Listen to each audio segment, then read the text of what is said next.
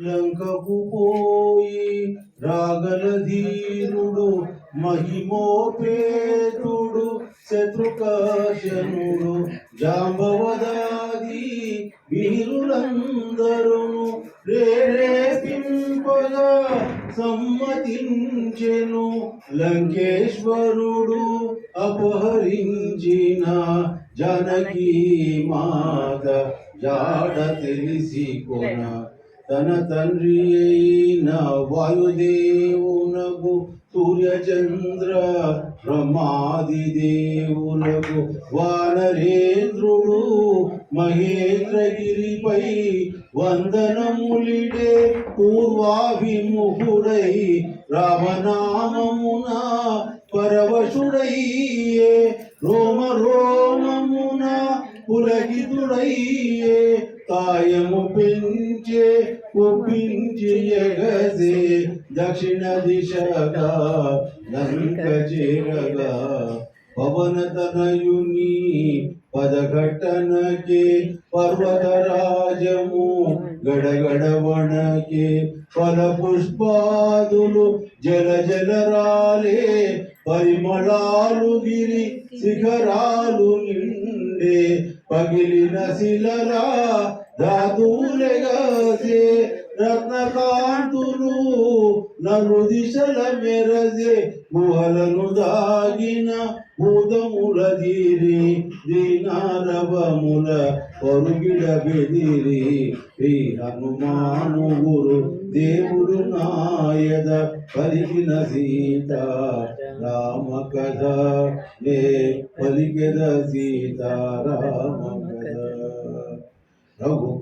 రఘుకులోత్తముని రామచంద్రుని పురుషోత్తముని పావన చరితుని నమ్మిన బంటుని అనిలాత్మజుని శ్రీ హనుమంతుని స్వాగతమిమ్మని నీ కడ కొంత విశ్రాంతి తీసుకొని పూజలందుకొని పోవచ్చునని సగర ప్రభాదితుడు సాగరుడెంతో ముదమున పలికే మైనాకునితో మైనాకుడు ఉన్నతుడై నిలచే హనుమంతుడు ఆగ్రహమునగాంచే ఇది ఒక విఘ్నము కాబోలునని వారిది పడద్రోసి పురము చేగిరిని పర్వత శ్రేష్ఠుడా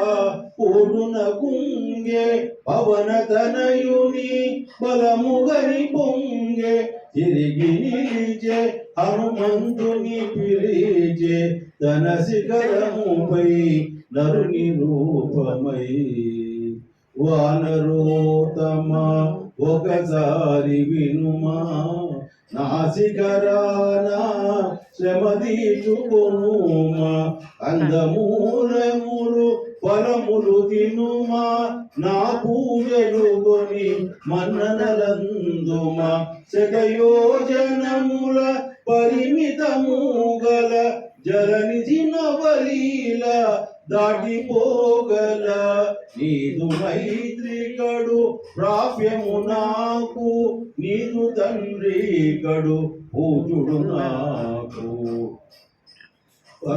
పర్వతోత్తముని కరమున నిమిరి అవనతనయుడు పలికెను ప్రీతిని ఓ గిరీంద్రమా సంతసించితిని నీ సకారము ప్రీతి నందితిని రామ కార్యమై ఏగుచుంటిని సాధించు వరకు అగంటిని రేపోవలే క్షణమెంతో విలువలే నీది వెనలే నాకు బలములే శ్రీ హనుమాను గురుదేవులు నాయద పలికిన సీత రామ కథ నే పలికిన సీత రామ కథ. జై శ్రీరామ్ జై శ్రీరామ్ జై శ్రీరామ్ జై శ్రీరామ్.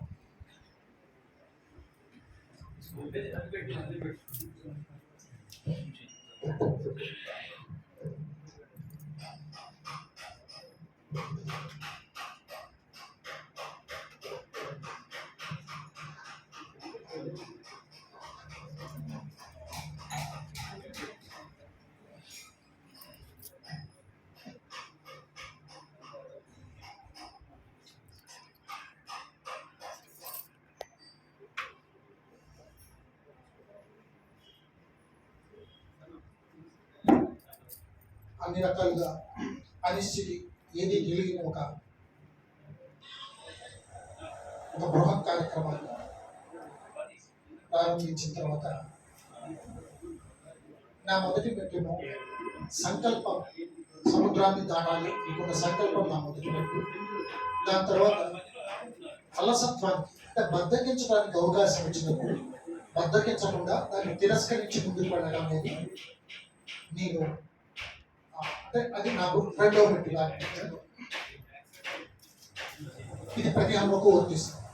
ముందు ఒక సంకల్పం తీసుకోగలగడం, ఆ సంకల్పాన్ని ఆచరణలో పెట్టినప్పుడు ఎక్కడన్నా అలసత్వానికి బద్ధకానికి అవకాశం వచ్చినప్పుడు మనం చెప్పినట్టు లోపల అంటే రావణాసుడే మనకు కల్పిస్తుంటాడు అనుకుంటే వాటిని పక్కకు నెట్టి కార్యక్రమంలో ముందుకు వెళ్ళడం.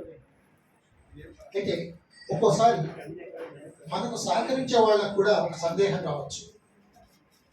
మనం వీడిని ఇంత ప్రోత్సహిస్తున్నాం కదా, వీడందుకు నిజంగానే అర్హుడా అనేది ఒక సందేహం.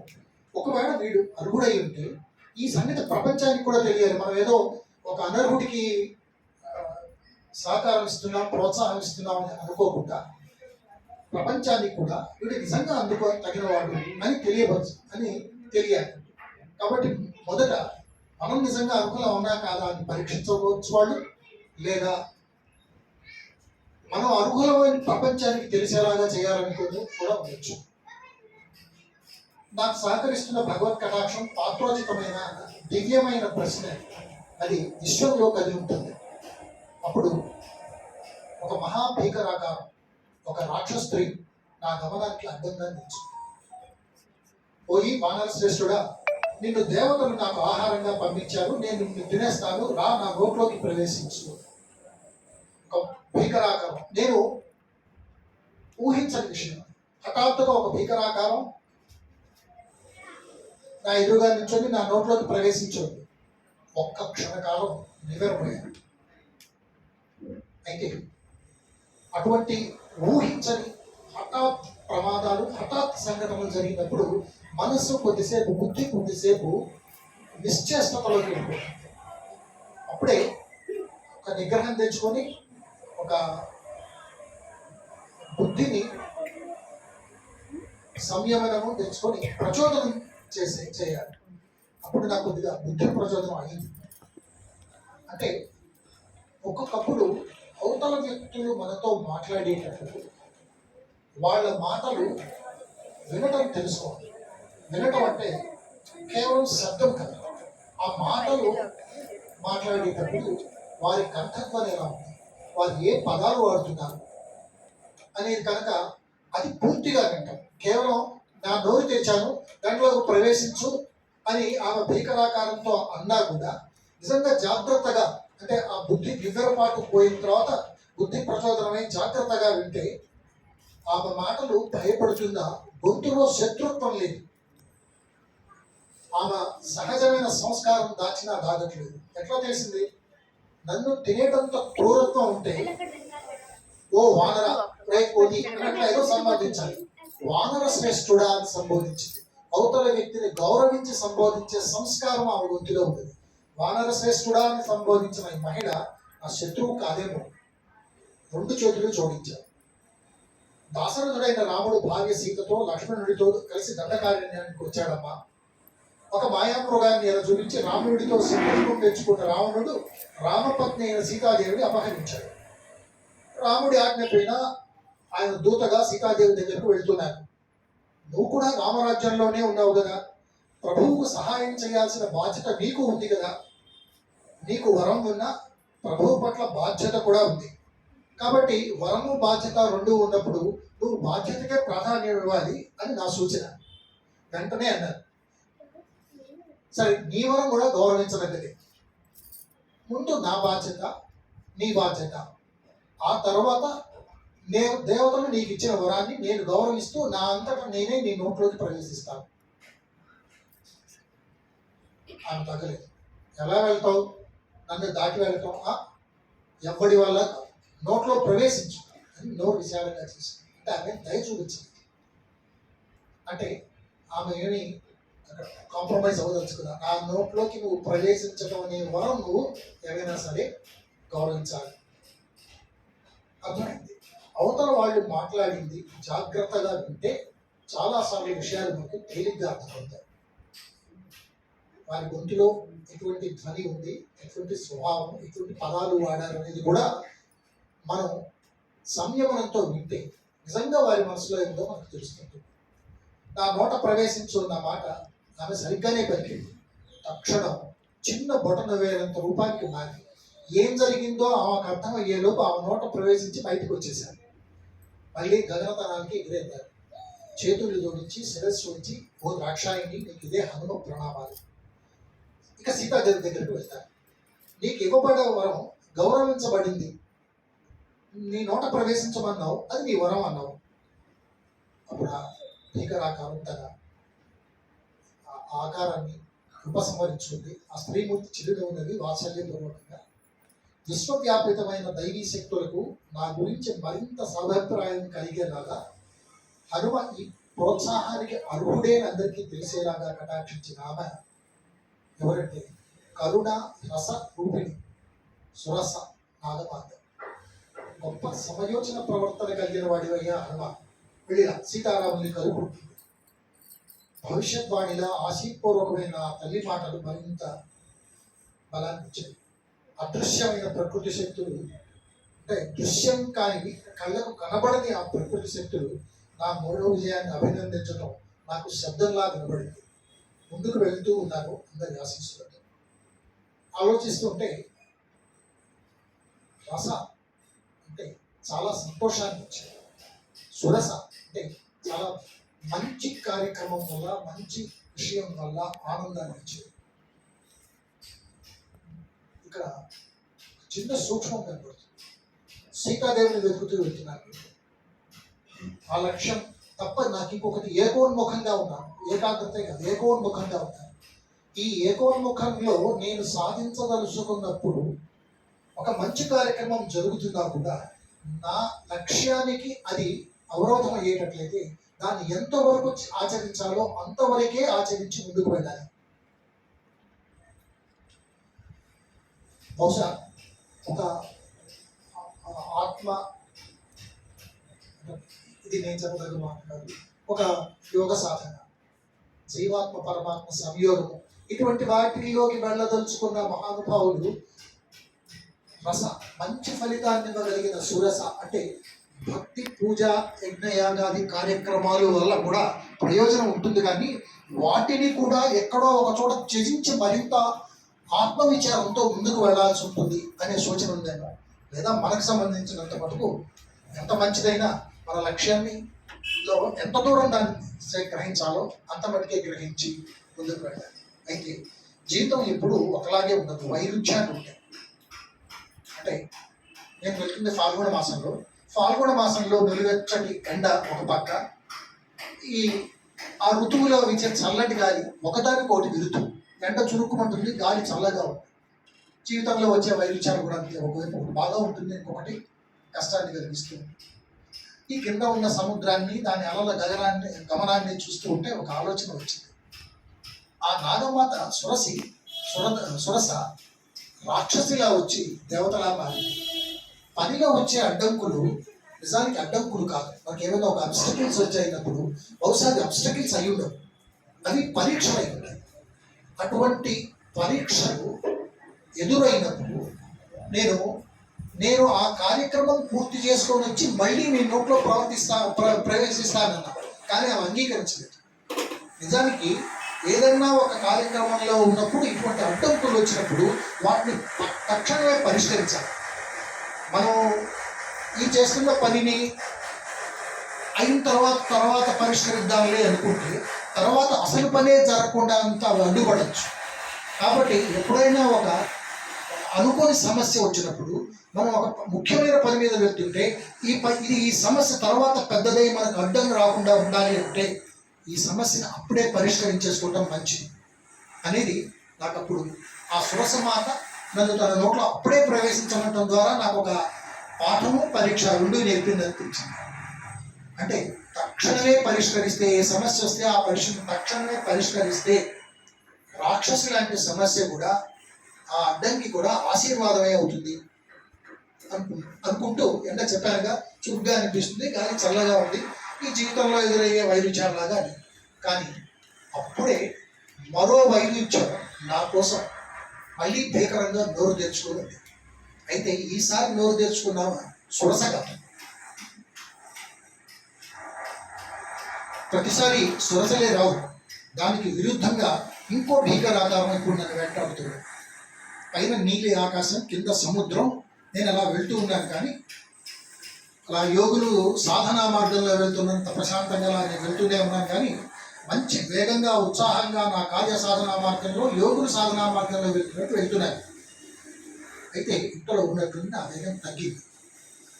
నా వేగం నేను తగ్గించలేదు, బయట నుంచి నాకు కనబడని వ్యతిరేక శక్తి నన్ను తన వ్యతిరేక మార్గంలోకి లాగుతున్నది.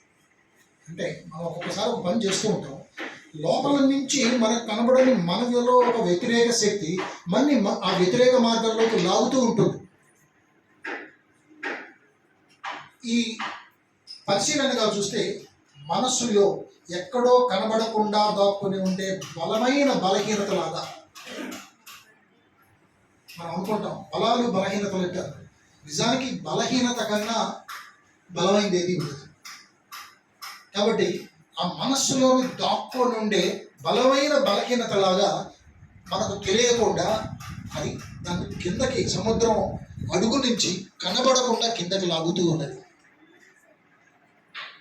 సముద్ర నీటి ఉపరితల మీద చాలా పెద్ద జంతువు ఒకటి నన్ను బలంగా కిందకి లాగుతున్నది అర్థమైంది. నోట ప్రవేశించున్న సురసగాది నోట్లోకి లాక్కునే ఒక జీవి. వానరశ్రేష్ఠుడా నా నోట్లోకి ప్రవేశించు అన్నావు కాదు, నోట్లోకి లాక్కునే అన్న. అయితే నా మనసు చొరబడలేదు. ఆమె సురస నోట్లోకి ప్రవేశించు నిద్రపోయాను. నేను క్షణం పాటు బుద్ధి ప్రచోదనం చేసుకున్నాను, అర్థం చేసుకొని చేయగలిగాను. ఇప్పుడు నిజంగా పెద్ద ప్రమాదం వచ్చింది, అయినా నా మనసు ఇప్పుడు తొట్టుబాటులోకి పడలేదు. ఎందుకంటే నన్ను పంపించే ముందు మా నాయకుడు ఒక మాట చెప్పాడు, దక్షిణ సముద్రంలో కనబడకుండా కిందకి లాగే ఒక ప్రాణి ఉంది, అది హింసిస్తుంది కాబట్టి అది సింహిక. శ్రీవాల్మీకుల్లో గొప్పతనం అది. ప్రతి పాత్రకి మనలో లేచే స్వభావాలకి దగ్గరగా ఉండే సాంకేతికమైన పేర్లే మనకు చెప్తారు. సురస యజ్ఞయాగాది భక్తి కార్యక్రమాల లాంటి మంచి ఫలితాలు ఇచ్చే సురస, దాన్ని కూడా ఎక్కడో చోట త్యజించాం. ఇది హింసిస్తుంది, సింహిక. ఆయన మాటలు గుర్తొచ్చాయి. హనుమ దక్షిణ సముద్రంలో అతి బలమైన జంతువు ఒకటి ఉంది, అవతల ప్రాణి నీడను బట్టి లాగి చంపి తినేస్తుంది, కనబడకుండా లాగేస్తుంటుంది, జాగ్రత్త. ఒక సమర్థుడైన నాయకుడు ఎవరికైనా ఒక పని అప్పగించేటప్పుడు ఆ పని మనం ఎవరికైనా ఒక పని మనం అప్పగించేటప్పుడు అంటే డెలిగేషన్, ఈ డెలిగేట్ చేసేటప్పుడు పని అప్పచెప్పేటప్పుడు దాంట్లో రాబోయే ప్రమాదం ఏంటో, దాని స్వభావం ఏంటో, దాన్ని ఎలా జాగ్రత్త పడాలో ముందే అనుభవం ఉన్నవాళ్ళు చెప్తారు. అదే వాళ్ళే అనుభవం ఉన్న నాయకుడు. ఇంట్లో పెద్దవాళ్ళు కూడా అలానే చెప్తారు. ఇది ఈ పని చేసేటప్పుడు పని జరుగుతుంది సరే, ఇక్కడ ప్రమాదాలు ఉంటాయి, పొంచి ఉంటాయి, నీకు తెలియకుండా లాగుతుంటాయి, జాగ్రత్త పడు. ఈ అలవాట్లు, ఈ స్నేహాలు, ఈ వినోదాలు ఏదో లాగుతాయి, కనబడకుండా లాగుతాయి, నీకు తెలియదు లాగేదాకా. కాబట్టి ఆ వేగం తగ్గంగానే గుర్తించు, నువ్వు చేస్తున్న పనిలో వేగం తగ్గంగానే గుర్తించి దాంతో యుద్ధం చేయాల్సి వస్తుంది. కాబట్టి అటువంటి రాబోయే ప్రమాదం గురించి ముందే ఊహించో తెలుసుకునో ఒక అంచనాకు వచ్చుంటే ఎంత ప్రమాదాన్నైనా తడబాటు లేకుండా ఎదుర్కోగలరు. సురస విషయంలో సుగ్రీవుడు చెప్పలేదు, ఈ విషయంలో చెప్పాడు. కాబట్టి ఇప్పుడు నిద్రపాటు లేదు నాకు. అనుభవజ్ఞులైన పెద్దలకు అందుకే ఒకసారి నమస్కరిద్దాం. ఈ ప్రమాదం పేరు సింహిక. మన వెంటే ఉంటూ మన నీడలాగా అనుసరిస్తూ కనబడకుండా హాని చేసే శత్రువు. సరే, నేను శరీరాన్ని పెంచాను, నన్ను మింగడానికి అది పెంచింది. నేను ఒక అందుకు పెంచుతున్నాను, అది ఒక అందుకు పెంచుతూ ఉంది. ఇక్కడ నా దగ్గర సురస దగ్గర నేర్చుకున్న ఉపాయం ఒకటి ఉంది, దానికి తెలియదు ఆ విషయం. అదేంటంటే, ఇంత పెద్ద శరీరం అది పెంచినప్పుడు క్షణమాత్రంలో నేను అంగుష్ట మాత్రం చిన్నగా అయిపోయి లోపలికి వెళ్ళి బయటకు వచ్చింది. అందువల్ల నేను శరీరాన్ని పెంచుతుంటే నన్ను మింగడం కోసం అది శరీరాన్ని పెంచుకుంటూ వస్తుంది. కానీ నాకు తెలుసు నేను ఎందుకు పెంచుతున్నాను. అందుకని తక్కువ దాని శరీరంలోకి వెళ్ళి దానికి అర్థమయ్యే లోపే దాన్ని ఆయువు పట్లను తెంచి చంపి బయటకు వచ్చేసాను. మరణించిన దాని నోరు మూతబడే లోపే బయటకు వచ్చాను. అంటే మూతపడితే బయటికి రాలేదని కాదు, మూతపడితే మళ్ళీ బయటికి రావడానికి కొంత శ్రమ పడాలి, కొంత సమయం వృధా అవుతుంది. కాబట్టి తక్షణం బయటకు వచ్చేసాను. దాని మృతదేహం నుంచి రక్తధారలు సముద్ర జలాల మీద తేలుతుండగా నేను తిరిగి గగనతలానికి చేరుకున్నాను. ఇది 4వ సమస్యని దాటింది. సంకల్పం, తర్వాత మైనాకుడు, సురస, సింహిక, ఒకచోట ధృతి, దృష్టి, మతి, ఇక్కడ దక్షత ప్రదర్శించాను. నా సామర్థ్యాన్ని ప్రదర్శించి లక్ష్యం వైపు వెళ్తూ ఉన్నాను. నా గొప్పతనం ఏముంది ఇందులో? అనుభవజ్ఞుడైన సుగ్రీవుడు ముందే చెప్పాడు ఇట్లాంటి ప్రమాదం వస్తుంది అని. ఆలోచిస్తే సురసమాత ఈ రాబోయే ప్రమాదానికి శారీరకంగా నేను ఎలా ప్రవర్తించాలి, మానసికంగా ఎలా ప్రవర్తించాలి అని తెలివితేటల పరంగా కూడా సమయోచితంగా ఎలా ప్రవర్తించాలో ఆమె ముందే నాకు ఒక అవకాశం ఇచ్చి నేర్పింది. కాబట్టి సుగ్రీవుడు సూచన ఇచ్చాడు, నేను పాఠం నేర్పింది. కాబట్టి సమయోచితంగా ప్రవర్తించేలా ఒక పాఠం ఆమె నేర్పిందేమో. జీవితంలో, కార్యసాధనలో, ఏ సాధనలో అయినా సరే విజయం కలిగించడానికి ఎదురయ్యే పాఠాల లాంటి ప్రమాదాలకు మనం కృతజ్ఞతగా నమస్కరించుకుంటూ ఉంటాం. కాబట్టి ప్రతిదీ ప్రమాదం కాదు, మనకు ఇంకా ముందుకు వెళ్ళటానికి అది ఒక అవకాశం ఇచ్చి మనం శారీరకంగా, మానసికంగా, మేధోపరంగా వాటిని మళ్ళీ అవి సిద్ధం చేస్తుంటాయి. అటువంటి వాటిని నాకెందుకు వచ్చింది ఇది అనుకుంటున్నా, అమ్మయ్య నాకే వచ్చింది ఇది అని కృతజ్ఞతగా నమస్కరించుకొని ముందుకు వెళ్తున్నాడు. సరే, అదిగో నా విహంగ వీక్షణంలో ఇక్కడ నుంచి అలలుగా క్రమక్రమంగా చెట్లు కనబడుతున్నాయి, తోటలు కనబడుతున్నాయి, కొండ కోనలు కనబడుతున్నాయి. అంటే సముద్రం దాటుతున్నాను అనమాట. సముద్రం పంచుకొచ్చి ఉంటారు, అందుకే ఇవి కనబడుతున్నాయి. చేరుతున్నాను సముద్రాన్ని దాటి, మళ్ళీ భూభాగానికి చేరబోతున్నాను. 100 యోజనాలు దాటి వనాలు కిందకు దిగుతున్నాను నేను. ఆ పక్కన సముద్రపు తీరాన ఉండే నీటి మడుగులు, సముద్రాన్ని కలిసే నదులు, వాటి పక్కన పెరిగే వృక్షాలు ఒకసారి నా వైపు చూస్తున్నాను. మైనాక, సురస, సింహికల సందర్భాలలో బాగా పెంచిన శరీరం ఇంకా సంక్షేపించలేదు, పూర్తిగా సంక్షేపించలేదు. ఇప్పుడు ఇంత పెద్ద శరీరం ఈ వేగంతో సరాసరి కనుక దిగానా సాక్షాత్తు శత్రువుని దానికి పిలిచింది. కాబట్టి తగ్గించాలి. ఎట్లా తగ్గించాలి? ఒక్కొక్కప్పుడు అజ్ఞానము, అహంకారము బాగా, నేను అనేది బాగా పెరిగినప్పుడు విస్తృతంగా ఉన్నాను నేను.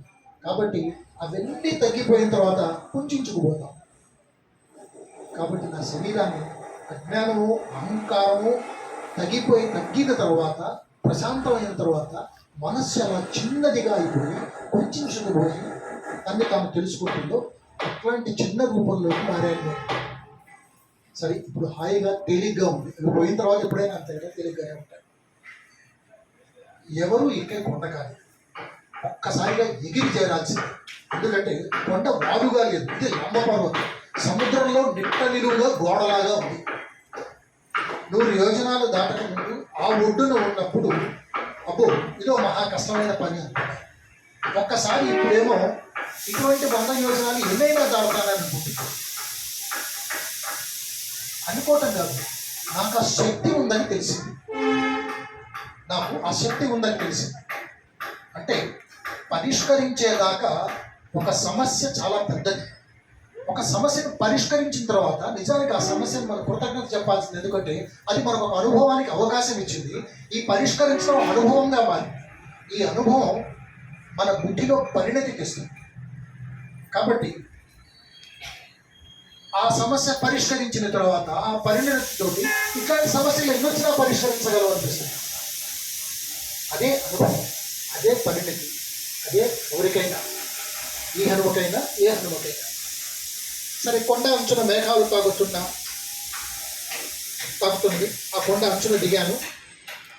చుట్టూరా ఏం వృక్షాలు, ఏం పుష్పాలు, పుష్ప సుగంధాలు, కొలనులు, జలాశయాలు, గుడులు, కొండగోగులు అటు పక్క ఉన్న, ఇటు పక్క నిమ్మ చెట్లు, ఇటు పక్క కొండ మల్లెలు, మొగలి, ఇవి సువాసన ఇచ్చే, ఈ పక్క సువాసన ఇస్తున్న పిప్పలి వృక్షాలు, ఎర్రటి మంకెన పూలు, ఏడాకుల అరటి చెట్లు, బంగారు రంగుల వృక్షాలు, గన్నేరు చెట్లు, పూల బరువుతో వంగిపోయి మొగ్గలు నిండిన కొమ్మలు, కిలకిలలాడే పక్షులు, దారు నిండిన వృక్షాలు, చెట్ల కొమ్మలు, హంసకారండవాలు, తామరలు, అవి నిండిన దిగుడు బావులు, స్వచ్ఛమైన జలాలున్న పొలవులు, మనోహర క్రీడా ప్రాంతాలు, అత్యంత మనోహరమైన ప్రాంతం. చూడటానికి ఎంత అద్భుతంగా ఆకర్షణీయంగా ఉంది. కానీ వెళ్ళబోతుంది శత్రుస్థావరం. ఇదంతా అంత ఆహ్లాదకరమైంది కాదు. కానీ మనస్సు మాత్రం పొరపాటున దీని ఆహ్లాదం వైపు చూస్తూ ఉన్నది. ఈ తోటలను, వృక్షాలను దాటుకొని నా దృష్టిని లంక వైపు దిద్దాను. అంటే లంక నాకు శత్రు ప్రాంతం. అంటే ఇది చూడటానికి ఆనందాన్ని ఇచ్చేది. దానికి పెద్ద రాక్షసుడు రావణుడు ఆనందాన్ని ఇచ్చేలాగా లంక అలా ఆనందాన్ని ఇచ్చేది. కానీ వెళ్ళాల్సింది, వెతకాల్సింది లంక కదా. కాబట్టి చూపు అటువైపు తిప్పాను. నగర పరిసర ప్రాంతం ఎట్లా ఉంది, నగరం ఎలా ఉందో. సరే, బయలుదేరినప్పుడు అదిగో లంక, ఇప్పుడు వచ్చేసాను, ఇదిగో లంక. విశ్వకర్మ నిర్మించాను. అది కొండ కొన మీద నిర్మించడం వల్ల కాబోలు ఆ కొండ కొన మీద అక్కడ నేను నిల్చుంటే మేఘాలు వెళ్తున్నాయి. నేను కూడా ఇంకా గాల్లో తేలుతున్నాను, మేఘాల్లో తేలుతున్నానని అనిపిస్తుంది. లంకానగరం కూడా అలా తేలుతున్నట్టే అనిపిస్తుంది. ఈ శిఖరం మీద నుంచే లంకను చూస్తుంటే అక్కడ భవనాలు ఏమి ఎత్తుగా, ఏం పెద్దగా నిర్మించారు. శరణ్ మేఘాలు గగనాంతర గ్రహ మండలాల్లో అలా తేలుతూ ఉన్నట్టుగా ఉంది నాకు. దీని చుట్టూ ఉన్న రక్షణ వ్యవస్థ ఒకసారి చూశాను. అప్పుడు ముందు నగర ప్రవేశం చేయాలి. ఆ ఉత్తర ద్వారం వైపు వెళ్ళాలి. సీతాదేవిని ఎలా వెతకాలి? ఇక్కడ ఒక పక్క సముద్రం, అది దాటి వస్తే దుర్భేద్యమైన రక్షణ వ్యవస్థ. అది దాటితే 63 కోటి దేవతల్ని నిర్జించిన రాక్షసరాజు రావణ బ్రహ్మ, అతను మా శత్రువు, మేము వానరులం.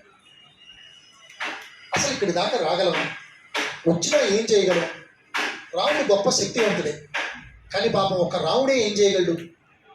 ఇక్కడ సామధాన భేదోపాయాలు ఏమైనా పనిచేస్తాయా అని ఆలోచించాను. రాక్షసులతోటి సామ మార్గం అంటే వీడికి ఏదైనా మంచి మాట చెప్పి ఇట్లా కదా నువ్వు సీతను వదిలిపెట్టు అని సామ మార్గం అంటే మంచి మాటలతో పనిచేస్తాయా? పోనీ దానం కుబేరుణ్ణే కొండ పొడిచి కాజేశాడు ఈ లంకని. కుబేరుణ్ణి చావుగొట్టి సంపాదించిన వాడికి వీడి డబ్బు ఉంది. అసలు మేమెంత డబ్బు ఇవ్వాలంటే? సరే, దండోపాయం, భేదోపాయం అంటే ఇంకేదన్నా వ్యూహాలు పన్ని ఇంకొకళ్ళని దాంట్లోకి తీసుకొచ్చి ఇంత ధనబలం కండకావరం ఉన్న వాళ్ళతోటి భేదోపాయం అసలు పనిచేయదు. దండోపాయం అంటే యుద్ధం. యుద్ధానికి మాకంటే ముందుగా సిద్ధంగా ఉంటారు వాళ్ళు. అంత పరాక్రమవంతులు. వీళ్ళని యుద్ధంలోనూ జయించలేము. అంటే సామధాన భేద దండోపాయాలు ఏమీ పనిచేయవు. ఇక్కడ ఏం పని చేస్తుంది? ఏం పని చేయాలన్నా ఇక్కడ దాకా మాలో ఎవరు రాగలరు? అసలు మా రాజు సుగ్రీవుడు రాగలడు, మా యువరాజు అంగదుడు రాగలడు, నీలుడు ఒకడు రాగలడు, నేను వచ్చాను. మా నలుగురికి వచ్చాను. ఒక్క క్షణం ఇక్కడ ఈ నలుగురినే ఎందుకు చెప్పాడు అనే దానికి ఒక తాత్వికార్థం ఉంటుంది. గ్రీవం మెడ, సుగ్రీవం చక్కని మెడ అంటే చక్కని కంఠస్వరం, చక్కని అధ్యయనం చేసిన, వేదాధ్యయనాలు చేసిన, దానికి సంబంధించిన జ్ఞానం, వేదవాన్మై ఉపనిషత్తులు, అటువంటి జ్ఞానం కలిగిన వాడు వాడిని సుగ్రీవుడు అని పిలవచ్చు. ఇటువంటి దుర్భేద్యమైన, అంటే తాత్వికంగా ఆలోచిస్తే ఇటువంటి సాధనలో ఇక్కడ దాకా చేరగలిగిన వాళ్ళు ఎవరు అంటే, ఎవరు వేదాధ్యయన పనులు అటువంటి సుగ్రీవుడి లాంటి వాళ్ళు చేరగలుగుతారు.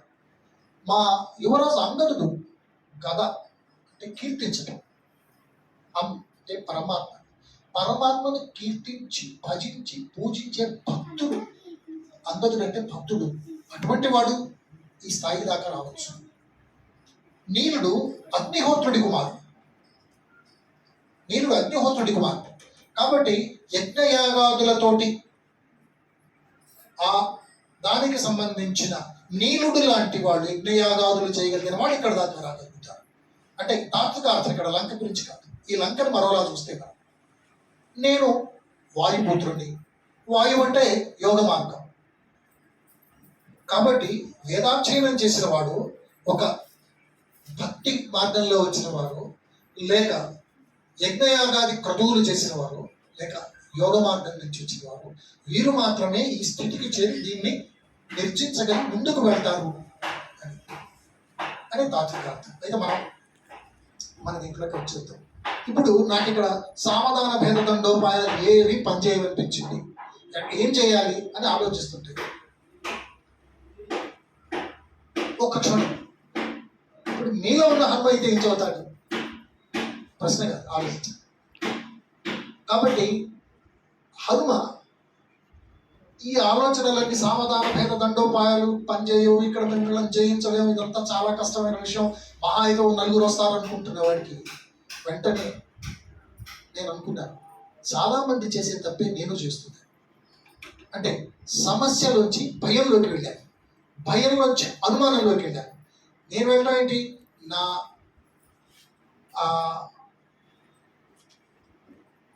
ఆలోచన నేనే తీసుకెళ్తున్నాను. అందరూ చేసే తప్పేది. ఒక సమస్య వచ్చింది, సమస్యలోంచి నేను భయంలోకి తీసుకెళ్ళాను నా ఆలోచన నేను అనుమానంలోకి తీసుకెళ్ళాను. ఇక అనుమానంలోకి తీసుకెళ్ళిన తర్వాత ఏమవుతుంది, ఇది సాధ్యం కాదన్న నిస్పృహ వస్తుంది. ఈ ఆలోచన ప్రవాహంలో కొట్టుకోకపోతున్నారు. అంటే ఇంత పెద్ద సముద్రం దాటి పిల్లకలంలో కొట్టుకుపోయినట్టు. కాబట్టి ఒక సమస్య వచ్చినప్పుడు సందేహాల్లోకి, భయాల్లోకి, అనుమానాల్లోకి, నిస్పృహలోకి మనమే మన ఆలోచనలు తీసుకెళ్తూ ఉంటాం. మనలే అంటే మన తాలూకు, మన లోపలికి మన రావణాసుకు తీసుకెళ్తూ ఉంటాడు. సరే, ఆలోచన సరైన మార్గంలో కాక లక్ష్య సాధనను అనుమానించే దిశలో వెళ్తున్నాయి. ఆపేయాలి. అప్పుడు మీరు ఏం చేయాలంటే, తక్షణం మీరంటే ఏ హనుమైన ఆపేయాలి. ఈ ఆలోచన వచ్చింది దేనికి, సీతాదేవిని చూడాలి. ముందు అది ఆలోచించాలి. ఆమె బతుకుందో లేదో చూసి తర్వాత తీరిగా ఈ సావధాన భేద దండోపాయాలు పనిచేస్తాయా చేయవా అదప్పుడు ఆలోచించుకోవచ్చు. ఇప్పుడు సీతను వెతకాలి. ఎటువంటి అంటే, ఇప్పుడు ఒక పని చేసేటప్పుడు ఆ పని మీద కేంద్రీకృతం ఇచ్చేసి తక్షణం ఎదురుగా ఉన్న దాని స్వరూప స్వభావాన్ని, లక్ష్యాన్ని కూడా అప్పుడు నిర్ణయించుకోవాలి. ఆ తాత్కాలిక లక్ష్యాన్ని. ఇప్పుడు సీతను ఎలా వెతకాలి, ఇక్కడ రెండు విషయాలు ఉన్నాయి. ఏ రూపంలో ఎందుకు వెతుకుతున్నంతసేపు నేను అవతల వాళ్ళ కంట పడకూడదు, నేను వెతుకుతున్నానని వాళ్ళకు తెలియకూడదు. ఎందుకంటే తెలిస్తే నేను మళ్ళీ నేను ఒక ఘర్షణ పడాలి. ఇక్కడ నేను వచ్చింది దానికోసం కాదు కదా. కాబట్టి ఎటువంటి రూపంలో వెళ్ళాలి, ఏ సమయంలో వెళ్తే వాళ్ళు దాని గురించి పెద్దగా పట్టించుకోరు. కాబట్టి పెద్ద పెద్ద వ్యూహాల్లో ఏదన్నా పెద్ద పని చేసేటప్పుడు క్షణం ఆగి చిన్న చిన్న కిటుకులు కూడా ఒకసారి జాగ్రత్తగా ఆలోచించుకోవాలి. ఆ చిన్న కిటుకులు, ఇప్పుడు ఈ క్షణంలో మనం ఇది చేస్తే అవుతుంది అని ఆ కిటుకులు ఆలోచించుకున్నప్పుడు పెద్ద కార్యక్రమాన్ని తేలిగ్గా చేయగలుగుతాం. సరే, ఇప్పుడు నేను సరాసరి రాక్షస సైనికులు చిక్కితే ఏమవుతుంది, నా అంతా నేనే పాడు చేసుకున్నట్టు పని. సీతాదేవిని చూసేదాకా ఈ రాక్షసులకి అసలు నేను ఉన్నానని తెలియకూడదు. ఆ పద్ధతిలో వ్యూహాత్మకంగా వెళ్ళాలి. అంటే ఒక పనిని చాలా విజయవంతంగా అంత దూరం వచ్చేసాను, అక్కడికి కూడా సీతాదేవి 100 గజాలు 200 గజాల దూరంలో ఉన్నది, దాదాపు విజయవంతంగా చేశాను. అయితే అక్కడ దాకా వచ్చినప్పుడు, ఒక పని చివరిలో పూర్తి చేసేటప్పుడు, ఒక గెలిచే సందర్భంలో వచ్చినప్పుడు హఠాత్తుగా బుద్ధి ఒత్తిడికి గురవుతుంది. ఒత్తిడికి గురైనప్పుడు తెలివి తక్కువగా మారుతుంది. అంటే చేతికొచ్చిన విజయాన్ని పోగొట్టుకుంటాం. అంటే ఆంగ్ల భాషలో చెప్పాలంటే గెలిచే ఆటను మళ్ళీ గెలవాలి జాగ్రత్తగా. విన్నింగ్ ది విన్నింగ్ గేమ్ అంటాం. అంటే గెలుస్తున్నాను, నేను దాదాపు గెలిచేస్తున్నాను, అక్కడ ఆ క్షణంలో చివరి క్షణంలో తొట్టుపాటు పడి చేతిలోకి వచ్చిన విజయాన్ని పోగొట్టుకోవటం అనే అనుభవం చాలామందికి ఉంటుంది. కాబట్టి మా రాముడు, సుగ్రీవుడు, జాంబవంతుడు లాంటి వాళ్ళు మంచి నిర్ణయం తీసుకొని వీడైతే ఎగరగలడు, వీడికి శరీరం ఉందని పంపించారు, ఎగిరే శక్తి ఉందని పంపించారు. ఎగిరే శక్తి ఒకటి ఉందనే కాదు, అక్కడికి వెళ్ళిన తర్వాత కార్యక్రమాన్ని నిర్వహించే బుద్ధి కూడా ఉందనుకొని పంపించారు. ఈ బుద్ధి ఇప్పుడు ఒత్తిడికి లొంగి తెలివి తక్కువగా మారితే వాళ్ళు నా మీద పెట్టుకున్న నమ్మకం మొత్తాన్ని నేను వృధా చేసిన వాడిని అయిపోతాను. కాబట్టి మనకి ఎవరన్నా ఒక పని అప్పచెప్పినప్పుడు వాళ్ళు మనం శారీరకంగానో కేవలం మనం అప్పటికప్పుడు మనకున్న జ్ఞానం అంటే పరిజ్ఞానంతో విషయాలతో పనిచేస్తామని కాదు, దానికి సంబంధించి మన బుద్ధి ప్రచోదనం కూడా చేసి మన బుద్ధిని సంయమనంతో ఉంచుకొని, అంటే కంపోజ్డ్గా రెసిలియన్స్ తోటి జాగ్రత్తగా ఆ కార్యక్రమాన్ని నిర్వహిస్తామనుకునే మనకు అప్పచెప్తారు ఆ పని, అది అవసరం. సరే, తెలివి కూడా ఒత్తిడిలో పడితే తెలివి తక్కువగా మారిపోతుంది కాబట్టి జాగ్రత్తగా ఉండాలి. ముందు ఈ రూపాన్ని చిన్నదిగా, చాలా చిన్నదిగా చేసుకోవాలి. వెతకటం సమయం రాత్రి పూట వెతకాలి. కాబట్టి ఈ 2 కిటుకులు నాకు నిర్ణయం అయిపోయింది. మొదటిది ఏ రూపంలో వెళ్ళాలి, అతి చిన్న రూపం. ఎందుకు వాళ్ళు నా గురించి ప్రత్యేకమైన దృష్టి వాళ్ళకు పడకుండా, ఇదేంటి. రెండోది సమయం రాత్రి వాళ్ళు భోగనాల స్థితిలో ఉంటారు, ఈ పక్కన ఏం జరుగుతుందో వాళ్ళకి తెలిసే అవకాశం తక్కువ.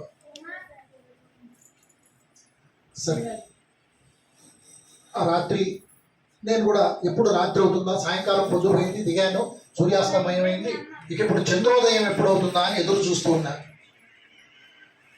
ఇంతకుముందు ప్రయాణంలో మైనాకుడు, సముద్రుడు, ఈ ప్రకృతి శక్తులు వాళ్ళంతా వాత్సల్యంతో ఎలా సహకరించాయో, ఈ చంద్రుడు కూడా ఒక ప్రకృతి శక్తి నా కోసం ఇంత చల్లటి వెన్నెల, తెలుసుగా చాలా రాత్రులు అంటారు అట్లాంటి వెన్నెల, కానీ ఇది ఫాల్గుణ మాసం, ఎంతో బాగుంది ఈ వెన్నెల.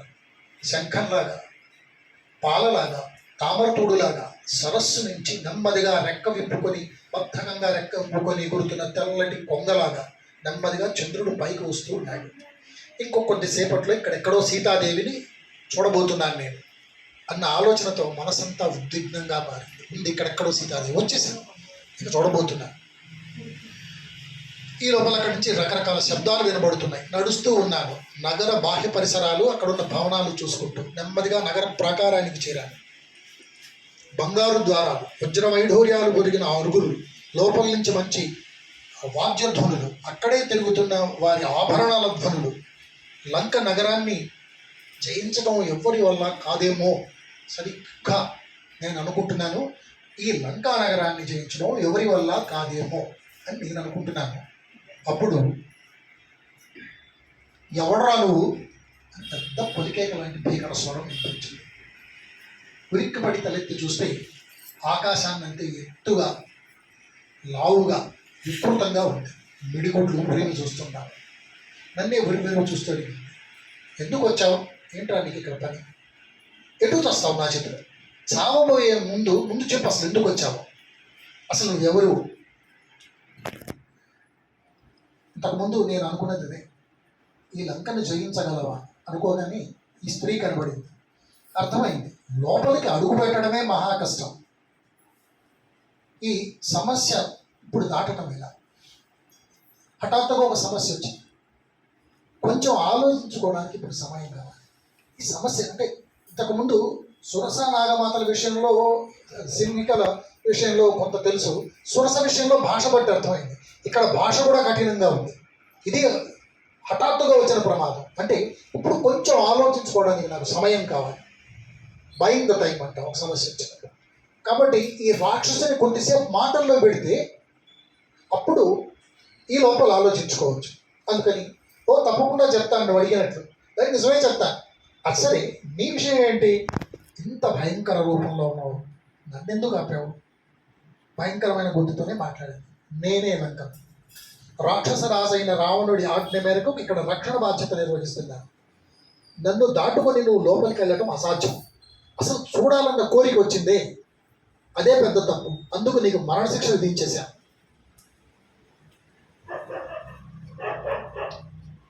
ఇదంతా నేను హనుమ మాట్లాడుతున్నాను, నేను మాట్లాడుతున్నాను. ఈ మాట్లాడుతున్నట్టు నేను కొంత సమయాన్ని పొందాను. ఎందుకు ఈ సమయం అంటే, సమయం పొందినప్పుడు తుట్టుపాటు అంత ఉండదు.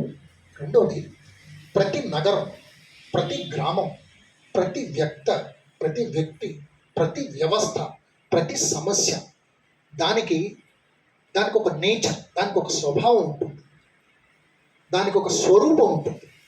ఒక స్వరూపం, స్వభావం ఉంటుంది. ప్రతి సమస్యకు కావచ్చు, మనతో ఉన్న ఒక మనిషికి కావచ్చు, లేదా ఒక నగరానికి కావచ్చు, ఒక గ్రామానికి కావచ్చు, లేదన్నా ఒక వ్యవస్థకు కావచ్చు. అటువంటి దాన్ని హఠాత్తుగా అది బలంగా మనకు వ్యతిరేకంగా మనకు ఎదురైనప్పుడు దాన్ని జయించాలంటే దాని స్వరూప స్వభావాలు మనం అంచనా వేసుకొని తెలుసుకుంటే మనం దాన్ని నియంత్రించగలుగుతాం. లేదు ఎదురుగా వచ్చింది, ఏదో ఒక్కసారిగా నాకు బలం ఉందనో, లేకపోతే ఒక్కసారిగా ఇప్పుడు ఏం చేయాలో తోచకో ఏదో చేసామనుకోండి, ఆ స్వరూప స్వభావాల గురించిన అంచనా లేకుండా ఒక సమస్యనో, ఒక వ్యక్తినో, మనకు వ్యతిరేకంగా ఉన్న వ్యక్తినో మనం కనుక ఎదుర్కోబోతే వాటి నియంత్రణలోకి మనం వెళ్తాం. వాటి శక్తులు మనని కదిలిస్తూ ఉంటాయి, దాన్ని ఎదుర్కొంటూ ఉంటాం. అట్లా కాక దాని స్వరూప స్వభావాల్ని, దాని గుణగణాల్ని, దాని లోతుని మనం అర్థం చేసుకుంటే, ఆ విషయాలు మన నియంత్రణలో ఉంటే వాటిని మనం పరిష్కరించగలుగుతాం. అందుకని నేను అప్పుడు సమయం రావటం కోసం, ఇదంతా ఒక స్వరూప స్వభావాలు అన్ని అర్థం చేసుకోవటం కోసం ఆమెతో ఈ సంభాషణ చేశాను. ఇప్పుడు లంకా నగర స్వరూప స్వభావాలన్నీ ప్రతిబింబిస్తున్న ఈ లంక ఆత్మ ఇది. సరే, విషయం అర్థమైంది. ఈ లంకతో యుద్ధం తప్పదు, ఇది అర్థమైంది. సరే, నేను ఓ మామూలు వానరాన్ని, ఇది బాగా అందమైన నగరంట కదా, ఓసారి చూడాలనిపించి వచ్చాను. ఓ వానరుడు ఇంకే ఉద్దేశంతో వస్తాడు, కేవలం లంకా నగరాన్ని చూడడానికి మాత్రమే వచ్చాను అని చెప్పాను. ఒరే వానరా, నీవెందుకు వచ్చినా నన్ను జయించకుండా లోపలికి వెళ్ళడం అసాధ్యం. మనసులో అది నిజం అనుకున్నా. సరే, నువ్వు చెప్పిందే నిజం, జయించే వెళ్తాను అని అనాలనుకున్నాను. కానీ పైకి మీది చాలా అందమైన పట్టణం కదా, మళ్ళీ నా లోపల నేను పోతాను తల్లి అన్నాను. నా మాట పూర్తిగా లేదు. హఠాత్తుగా ఒక దాన్ని అరచేయి చాచి నన్ను కొట్టింది. ఎంత దెబ్బ కొట్టింది నన్ను. హనుమంటే ఏమనుకుంటుంది? ఏదో ఊరికే వచ్చి ఒక దెబ్బ తగిలితే వెనక్కి వెళ్ళిపోతాడు అనుకుంటుందా? అంతే. ఎడం చెయ్యి బిగించి ఒక్కటంటే ఒక దెబ్బ కొడితే స్పృహ తప్పి నేల మీద కూలబడింది. అయితే స్త్రీ కదా, చంపే ఉద్దేశం లేదు నాకు. కొద్దిసేపటికి ఆమె తేరుకుంది, స్పృహ వచ్చింది. ఇందాకంటే భయంకరమైన కంఠస్వరం ఇప్పుడు పీలగా మారిపోయింది. రెండు చేతులు ఎత్తి దండం పెట్టింది. హనుమ, నీ భుజబలం అర్థమైంది. నన్ను చంపద్దు. నువ్వు ఇంకొంచెం గట్టిగా కొట్టుంటే నా ప్రాణాలు పోయేవి. నీలాంటి బలశాలులకి స్త్రీలను చంపకూడదనే ఒక నియమం ఉంటుందని నాకు తెలుసు. అందుకనే నువ్వు నన్ను చంపలేదు. నీకు కనబడుతున్న లంకా నగరాన్ని నీవే. నువ్వు లంకను జయించావు. సరిగ్గా ఇవి కనబడడానికి ముందు ఈ హనుమకు వచ్చిన సందేహం, లంకా నగరాన్ని మేము జయించగలవా? ఆయనకు తెలియకుండానే ఆయన లంకా నగరాన్ని జయించేశాడు. ఆమె చెప్తుంది, నువ్వు లంకను జయించావు. బ్రహ్మ ఇదివరకే చెప్పాడు, ఎప్పుడైతే ఒక వానరుడు నిన్ను జయిస్తాడో ఆ రోజు నుండి ఈ రాక్షసులకు నాశనం మొదలవుతుంది. ఎంతైనా బ్రహ్మవాకి నేడు ఆ రోజు వచ్చిందనమాట. సీత వల్ల రాక్షసరాజైన రావణుడికి, వాడి పరివారానికి నాశనం తప్పదు. వెళ్ళి లంకంతా వెతుకు. వెళ్ళి సీతను వెతికి ఆ సీతాసాధ్యని కలుసుకో. వానరేశ్వర అని సంబోధించినప్పుడు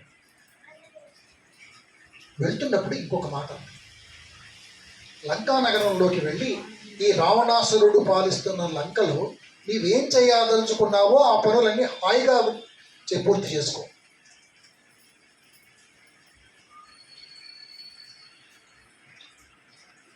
దాన్ని చెప్పినట్టు వాల్మీకులు ఒక్కొక్కసారి చెప్పరు, కొన్ని చెప్తారు, మనం దాన్ని గమనించేంత స్పష్టంగా మనకు చెప్పండి. బాలకాండలో విభీషణుడికి పట్టాభిషేకం జరిగినప్పుడు అక్కడ ఆయన ఏమంటారంటే,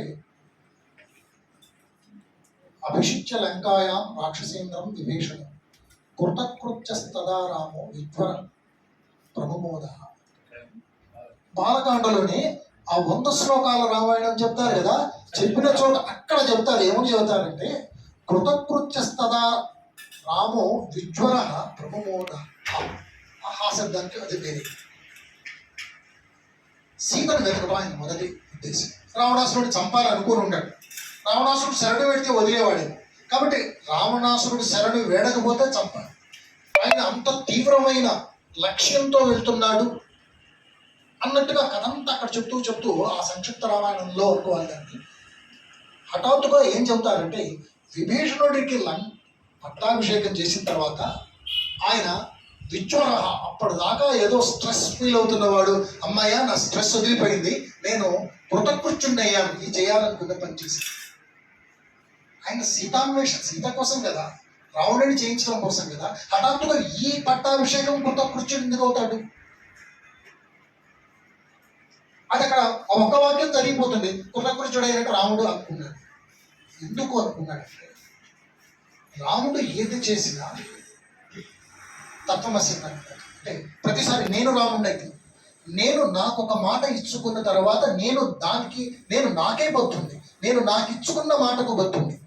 ఈ విభీషణుడు నన్ను శరణాగతి వేడాడు, రాక్షసరాజు తమ్ముడు.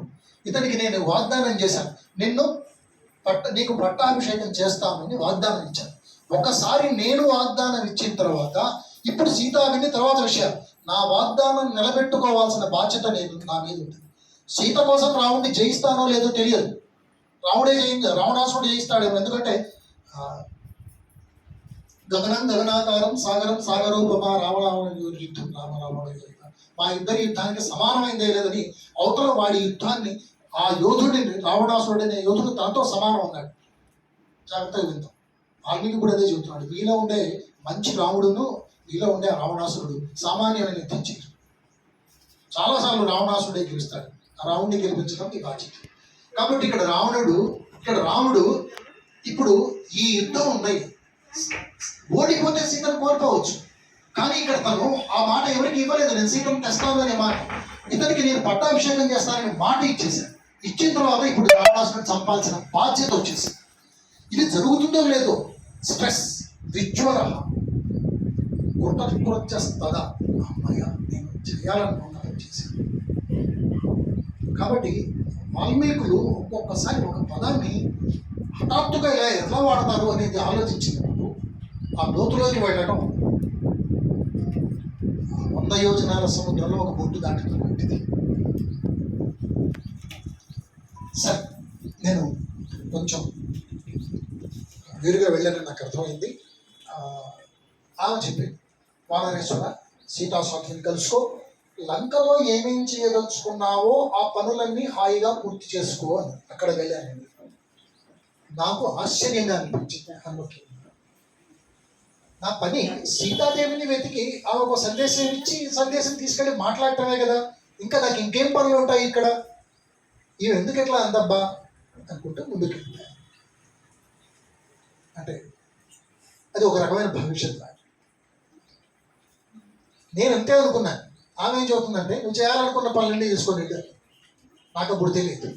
అంటే నేను సీతాదేవిని చూడటం లేదు, ఇంకేం పనులు ఉన్నాయని నేను అనుకున్నాను.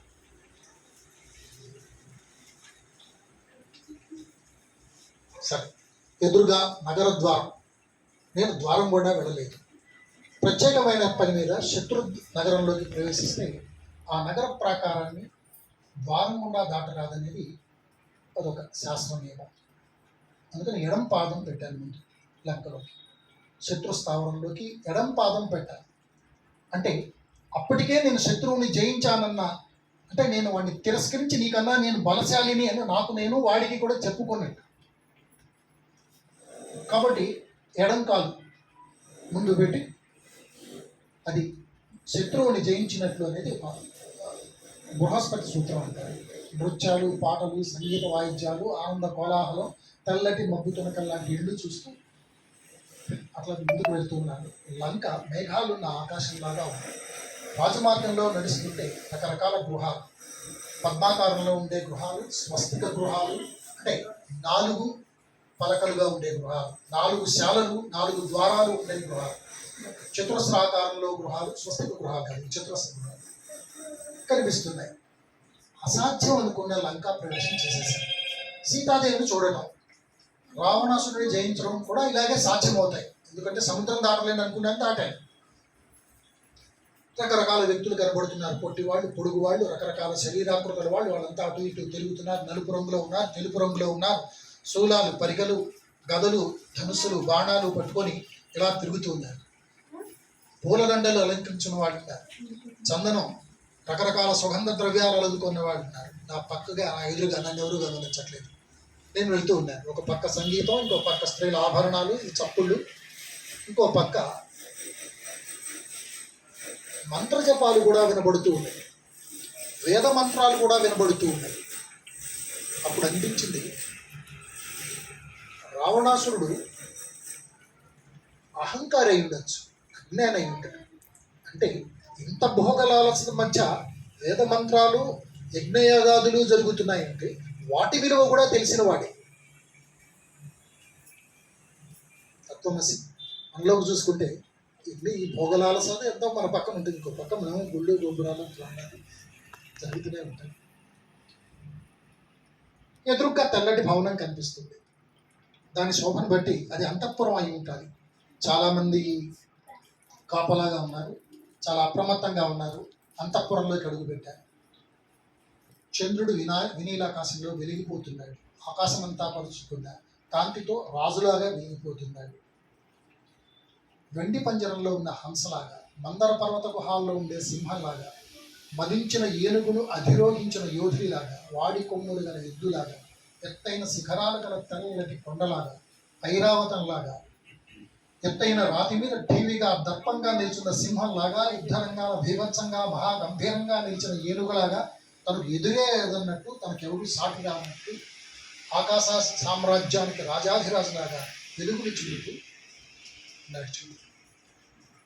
సరే నేను ఆకాశం, చంద్రుడు అనుకుంటున్నాను. సమస్య ఇక్కడ ఉంది, నేల మీదకి రావాలి, ఆలోచనలు వాస్తవంలోకి రావాలి అనుకుంటాను.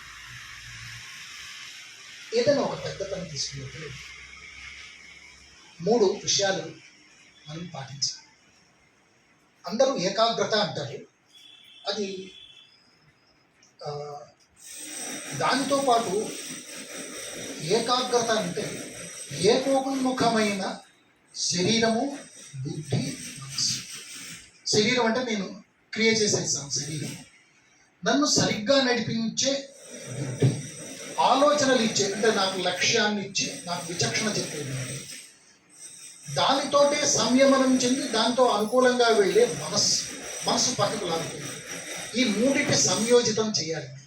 కాబట్టి దాన్ని ఏకాగ్రత అనే కన్నా ఏకోన్ముఖం చేయాలి. ఈ 3టిని ఏకాగ్రత అంటే నేను ఏకాగ్రంగా ఉండడం కాదు, ఈ 3టిని ఏకోన్ముఖం చేయడం అంటే ఏంటంటే నా ప్రయత్నంతోనే జరుగుతుంది. అది ఏకోన్ముఖం అనేది అంటే శరీరము, బుద్ధి, మనసు ఆ 3 కలపటం అనేది, ఆలోచనలు, విచక్షణ, ఇది 3టిని నేనే ప్రయత్నంతో కలుపుకోవాలి. అది ఏకోన్ముఖత.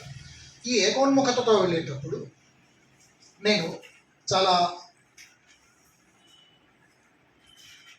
ముఖ్యమైన అంశాన్ని ఒకదాన్ని గమనించుకున్నాను. అదేంటంటే ఏదన్నా ఒక పని చేయదలుచుకున్నప్పుడు, ఒక బృహత్ కార్యక్రమాన్ని చేయదలుచుకున్నప్పుడు ముందు ఆ పనిని కొన్ని విభాగాలుగా చేసుకోవాలి. ఈ పని మొదట ఈ పని, తర్వాత ఈ పని, తర్వాత ఈ పని, తర్వాత ఈ పని, తర్వాత ఈ పని. ఆ తర్వాత మీరు ఎన్ని విభాగాలు చేసుకున్నారో, ఒక రకంగా సాంఖ్యం చెప్తున్నాను అనుకోండి, ఎన్ని విభాగాలు చేసుకున్నారో వాటికి ఒక సంఖ్య ఇచ్చు. నేను ఈ పనిలో ఇన్ని భాగాలు ఉన్నాయి, నేను నిర్వర్తించాల్సిన కార్యక్రమంలో 7 ఈ పనులు ఉన్నాయి. సంఖ్య ఇచ్చు. సంఖ్య ఇచ్చిన తర్వాత ఈ సంఖ్య మనసులో ముద్రించుకోండి. మీరు ఏ పని చేసినా సరే పనిని విభాగంగా మార్చండి, ఎన్ని పనులు అని. ఆ సంఖ్య ఒకటి బలంగా గుర్తుపెట్టుకోండి. ఇందులో 7 భాగాలు ఉన్నాయి, 7 అనేది గుర్తుపెట్టుకోండి. పెట్టుకున్న తర్వాత మీరు ఇప్పుడు ఈ క్షణంలో ఎక్కడున్నాను, ఇప్పుడు నేను ఈ మొత్తం పనిలో 7 భాగాల్లో 3వ భాగం దగ్గర ఉన్నాను. ఈ ఏకోన్ముఖతకు బాగా ఉపయోగపడేది ఏంటంటే ఒక పని ఏదైనా ఒక టాస్క్ వర్క్ అనుకున్నప్పుడు దాన్ని మీరు డివైడ్ చేసుకోవాలి, టాస్క్స్గా డివైడ్ చేసుకోవాలి. ఒక ప్రాజెక్ట్ని టాస్క్స్గా డివైడ్ చేసుకోవాలి. దానికి ఎన్ని టాస్క్స్ అనే ఒక నెంబర్ ఇవ్వండి. ఆ నెంబర్ మనసులో పెట్టుకోండి. ప్రతి పని చేసినప్పుడు ఏ నెంబర్ దగ్గర ఉన్నాను, ఏ నెంబర్ దాటి వచ్చాను, తర్వాత దాని గురించి ఇంకా మీరు పెద్ద ఆందోళన ఆలోచన పెట్టుకోవద్దు. సరే, కొన్ని భాగాలుగా విడగొట్టుకోవాలి. నేను అదే చేశాను. సముద్రం దాటటం ఒకటి, లంకలో ప్రవేశించటం, సీతాన్వేషణం చేయటం, ఆమెను దర్శించి సందేశం ఇచ్చి ఆమె సందేశాన్ని పొందటం, నగర నైసర్గిక స్వభావాలు, రావణుడి వ్యవస్థలో ఉన్న బలాబలాలు, శక్తి సామర్థ్యాలు గ్రహించటం, తర్వాత లంక నుండి నిరపాయంగా బయటపడటం. ఇవి మొత్తం 7 అని నేను అనుకున్నాను. ఇప్పుడు ఈ 7 భాగాలుగా ఈ బృహత్ కార్యాన్ని నా మనసులో ఆవిష్కరించుకున్నాను. మొదటిది ఇది స్థూల విభజన. తర్వాత ఎన్ని భాగాలుగా ఆ పనిని విడగొట్టానో ఆ సంఖ్యను నా మనసులో బలంగా ముద్రించుకున్నాను, 7 అని. ఇప్పుడు ఏ భాగాన్ని క్రియగా ఆలోచిస్తున్నానో ఆ భాగం గురించే అప్పుడు ఆలోచిస్తూ ఉండాలి. పోయిన భాగం గురించి కానీ రాబోయే భాగం గురించి కానీ ఇప్పుడు ఆలోచించకూడదు. దానికి సంబంధించిన అంటే అయిపోయిన దాని గురించి దిగులు పడుతూ ఉండకూడదు, రాబోయే దాని గురించి ఆందోళన పడక్కర్లేదు. అది అయిపోయింది, రాబోయేది ఇంకా రాలేదు. ఇప్పుడు ఈ మొత్తం కార్యక్రమంలో, ఈ ప్రాజెక్టులో నేను ఈ పని దగ్గర ఉన్నాను, ఎన్నో నంబర్ టాస్క్ దగ్గర ఉన్నాను. కాబట్టి ఇప్పుడు ఏకోన్ముఖంగా ప్రవర్తించాలి. ఏకోన్ముఖంగా అంటే బుద్ధి, తెలివి ఒకే విషయం మీద కేంద్రీకరించడం ఏకోన్ముఖం. నా పని 7 భాగాలు. ఇప్పుడు 3వ భాగమైన సీతాన్వేషణ దగ్గర ఉన్నాను. కాబట్టి నేను 7 భాగాల్లో ఇప్పుడు నేను 3వ భాగం సీతాన్వేషణ దగ్గర ఉన్నాను. ఇప్పుడు ఏం చేయాలి? నేను నా మనస్సు, బుద్ధి పూర్తిగా సీతాన్వేషణ మీదనే కేంద్రీకరించాలి. ఈ 3వ భాగం మీదే కేంద్రీకరించాలి. ఇక ఆందోళన లేదు. ఇప్పుడు తెలిసింది కదా, ఆమె కనబడుతుందా లేదా కాదు, సీతాన్వేషణ అనే దాని మీద. కానీ ఈ మొత్తంలో ఈ 3వ భాగం ఉంది, ఇదే చాలా క్లిష్టమైంది. సీతాదేవిని వెతకడం అంటే ఏంటి అంటే, ఒక సమస్య వచ్చినప్పుడు దాని గురించి ఒక స్పష్టమైన విచక్షణపూరితమైన నిర్వచనం ఉంది. సీతాదేవిని వెతకటం అంటే ఏంటి అంటే, ఆమె ఎక్కడుందో ఇలా చూస్తూ తిరగడం. నేను అలా నేను చూసినా, ఊరికే నేను తిరుగుతున్నా, ఆమె నా ఎదురుగా సీతాదేవి ఉంది. ఆమె ఎవరో నాకు తెలియదు కదా, నేను ఎలా గుర్తుపడతాను? సీతాన్వేషణ చేశాను, నా పక్కనే సీతాదేవి ఉంది. ఇది తెలియక మళ్ళీ కూడా అన్వేషణ చేస్తూ ఉండొచ్చు. కాబట్టి ఇక్కడ సీతాన్వేషణం అంటే ఏంటి, నా నిర్వచనం అనేది నేను అంటే ఒక సమస్యను నేను స్పష్టంగా నిర్వచించుకోవాలి.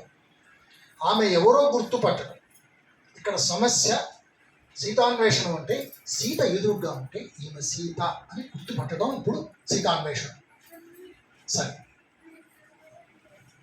గుర్తుపట్టాలి. నేను ఇంతకు ముందు చూడని ఒక వ్యక్తిని ఇప్పుడు గుర్తుపట్టాలి అంటే, ఆమె సీతాదేవి అని ఎదురుగా ఉన్నా నేను గుర్తుపట్టాలంటే ఎలా తెలుస్తుంది? నా దగ్గర ఏం ఆధారాలు ఉన్నాయి అంటే, ఊరంతా తిరిగితే సీతాదేవి ఎవరో తెలియదు. ఎప్పుడూ చూడని ఒక ముక్కు మొహం తెలియని వ్యక్తిని చూసినా ఎలా గుర్తుపడతాం? మొట్టమొదటిలోనే చెప్పి, చారణ చరితే బుద్ధిమంతుడైన వాడు, సమర్థుడైన వాడు, తెలివితేటలు ఉన్నవాడు ఒక సమస్య వచ్చినప్పుడు వాడు ఎలా ఆలోచిస్తాడో నేను కూడా అలా ఆలోచించాలి. అంటే వైరుధ్యం ఉండొచ్చు. ఆయన సుందరకాండ చదవలేదు, కానీ ఆయన సుందరకాండ మనం ఎందుకు చదువుతున్నామంటే, ఆయన సుందరకాండ చదివితే ఆయన వచ్చి మన పని చేస్తాడు. కానీ ఆయన సుందరకాండ చదివి మన పని మనం ఎట్లా చేసుకుంటాం? మనం అంటే ఎవరు? మళ్ళీ మనలో కూడా హనుమే. ఆ హనుమ ఎట్లా చేశాడో, తత్వమసి అనుకున్నప్పుడు మనలో ఉన్న హనుమ ఎట్లా చేశాడు? ఇప్పుడు ఇంత సూక్ష్మమైన సున్నితమైన విషయం దగ్గర ఆయన ఆలోచించాడు. ఇప్పుడు ఇన్ని వేల మంది స్త్రీలు ఉన్నారు, సమూహాలుగా ఉన్నారు. సీతను ఎలా గుర్తించాలి? నా దగ్గర ఏముంది అంటే, నాకు ఇవ్వబడ్డ అంశంలోంచి నాకు తెలియని విషయానికి ఎలా ప్రయాణం చేయాలి అని ఆలోచించాలి. అంటే ఆమె ఆభరణాలు కొన్ని నేను చూశాను. ఆమె నగరం నుంచి వచ్చిన నాగరికమైన స్త్రీ. ఇటువంటి నాగరికమైన ఆభరణాలు ధరించే స్త్రీ ఎవరై ఉండొచ్చు? ఆమె శరీరాకృతి రాముడి భార్యగా నేను చూచాయిగా నాకు అంచనా ఉన్న దాని ప్రకారం ఇక్కడున్న వికృతాకారాలు మహాకారాలు చూడక్కర్లే. ఆమెకుండే శరీరాకారం ఏ రకంగా ఉండొచ్చు, అటువంటి ఆమె నాగరిక స్త్రీ అయి ఉండి ఎటువంటి శరీరాకృతి ఉంటుందో, ఈ ఆభరణాలు ధరించే శరీరాకృతి ఉంటుందో అటువంటి